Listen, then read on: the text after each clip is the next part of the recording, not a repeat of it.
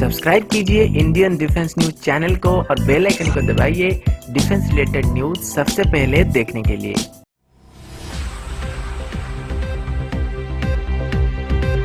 नमस्कार दोस्तों, मेरा नाम है अंशुमन नायक और आप सभी का बहुत बहुत स्वागत है इंडियन डिफेंस न्यूज की डिफेंस टॉक सीरीज में, जहां पर हम रोज नए नए डिफेंस अपडेट्स के बारे में बात करते हैं। तो चलिए देर ना करते हुए आज की वीडियो शुरू करते हैं। आज की पहली अपडेट इंडियन एयरफोर्स की तरफ से है। एक टॉप डिफेंस न्यूज साइट में एक रिपोर्ट के मुताबिक इंडियन एयरफोर्स अभी अपनी Su-30 MKI की एंटायर फ्लीट में रशियन मिसाइल के बदले अस्त्र या फिर IWB मिसाइल का इस्तेमाल करने वाला है। बताया गया कि अभी राफेल एडवांस सिस्टम के साथ बातचीत चल रही है और 2022 के बाद इंडियन एयरफोर्स की सभी Su-30 MKI एयरक्राफ्ट में R-77 के बदले IWB और अस्त्र मिसाइल का इस्तेमाल करना शुरू कर दिया जाएगा। अस्त्र और IWB दोनों ही मीडियम रेंज की VBR मिसाइल है और इनकी रेंज भी 100 किलोमीटर से ज्यादा है। और इंडियन एयरफोर्स R-77 मिसाइल की परफॉर्मेंस से बिल्कुल भी खुश नहीं है, क्योंकि इन मिसाइल की सबसे बड़ी दिक्कत ये है कि ये मिसाइल अपने एक्सपायरी डेट से पहले ही खराब हो रहे हैं। इसके अलावा इनकी रिलायबिलिटी भी काफी खराब है और जब इनको रियल वर्ल्ड कंडीशन में टेस्ट किया जाता है तो 50% से ज्यादा बार ऐसा होता है कि ये अपने टारगेट को मिस करते हैं और ज्यादातर ये अपने टारगेट के ऊपर सही से लॉक ही नहीं कर पाते हैं। अभी तक हमने 2000 से ज्यादा R-77 मिसाइल को रशिया से इंपोर्ट किया होगा और हाल ही में ही करीब 400 R-77 और R-73 मिसाइल के लिए भी ऑर्डर प्लेस किया गया था। लेकिन अभी इंडियन एयरफोर्स का कहना है कि 2022 के बाद वो R-77 मिसाइल के बदले IWB और अस्त्र मिसाइल का इस्तेमाल करना शुरू करने वाले हैं। अगला अपडेट गिलगिट बल्टिस्तान को लेके है। आप सब जानते हैं कि ऑफिशियली गिलगिट भारत का एक हिस्सा है, लेकिन पाकिस्तान ने इस पर जबरदस्ती कब्जा कर रखा है और इसको पाकिस्तान ऑक्युपाइड कश्मीर अभी कहा जा रहा है।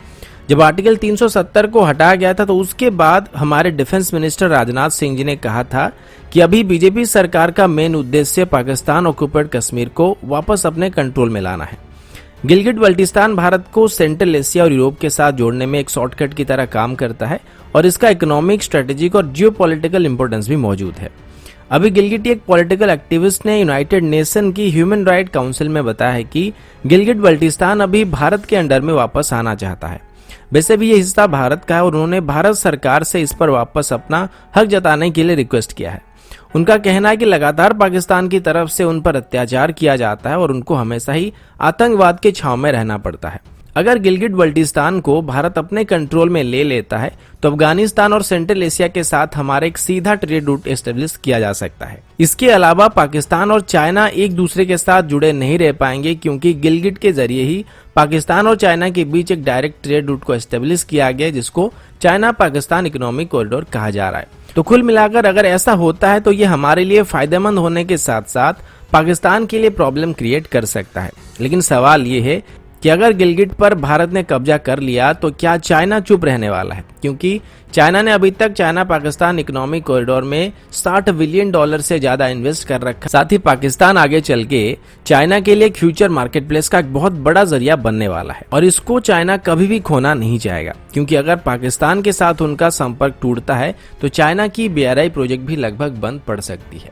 अगला अपडेट इंडियन आर्मी की तरफ से है। इंडियन आर्मी की 15 कॉर्प्स के farmer commander lieutenant general KJS धिल्लोन जी को अभी डिफेंस इंटेलिजेंस एजेंसी के डायरेक्टर जनरल के पद पर नियुक्त किया गया है। साथ ही उनको चीफ ऑफ डिफेंस स्टाफ के अंदर बनाई गई इंटीग्रेटेड डिफेंस स्टाफ की इंटेलिजेंस विंग की डेप्यूटी चीफ के तौर पर भी नियुक्त किया गया है। इससे पहले वो 15 कॉर्प्स की कमांडर थे और उनकी ही कार्यकाल के दौरान जम्मू एंड कश्मीर से आर्टिकल 370 को हटाया गया था और इसी दौरान जम्मू एंड कश्मीर के जितने भी सक्सेसफुल ऑपरेशन हुए थे उसमें उनका काफी बड़ा योगदान रहा है। डिफेंस इंटेलिजेंस एजेंसी के DG के तौर पर नियुक्त होने के बाद वो हमारे तीनों सेनाओं के इंटेलिजेंस इनपुट और हमारी अलग अलग तरह की खुफिया एजेंसी के साथ जॉइंटली काम करने वाले हैं। ये एक ट्राई सर्विस ऑर्गेनाइजेशन है जिसको कारगिल रिव्यू कमेटी के द्वारा रिकमेंड किया गया था और इसे के सुब्रमण्यम जी के द्वारा लीड किया जा रहा था। और अभी लेफ्टिनेंट जनरल KJS धिल्लोन जी लेफ्टिनेंट जनरल AS वेदी जी को रिप्लेस करने वाले, जिनको 2018 की फरवरी में DG के पद पर अपॉइंट किया गया था। तो दोस्तों अभी के लिए इतना ही, मिलता हूं आपसे अगले वीडियो में, तब तक के लिए जय हिंद, वंदे मातरम।